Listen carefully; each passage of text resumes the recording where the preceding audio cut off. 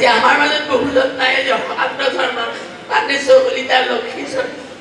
বহুজনৰ কথা আজি মোৰ মনত পৰিছে আচলতে তেখেতসকলৰ কেনেকে দলৰ কাম কৰি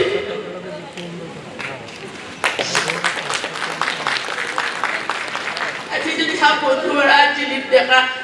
বৰুৱা মনোজ দাকে ধৰি ইমানজন জ্যেষ্ঠ কাৰ্যকৰ্তা ইয়াৰ মাজত বহিছে মই মঞ্চৰ পৰা তেওঁলোকৰ মুখবিলাক দেখি এই অতীতৰ কথাবিলাক মই সঁচাকৈ বহি থাকোঁতে মাজে মাজে মোৰ চকুৰ পানী ওলাই আহিব হৈছে মই কিবা এটা ধৰি ৰাখিছিলোঁ আৰু আপোনালোকৰ ইমান কষ্টৰ ফলত আজি মই এগৰাকী জনপ্ৰতিনিধি হিচাপে আপোনালোকৰ মাজত থিয় হৈছোঁ হয়তো আপোনালোক যদি নাথাকিলে হয়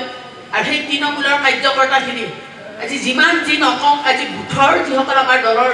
কাৰ্যকৰ্তা এইখিনি আমি যেতিয়াই যিকোনো কামত খটুৱাওঁ কিন্তু তেওঁলোকে কি পাইছে এবাৰ আমি কেতিয়াও চিন্তা নকৰোঁ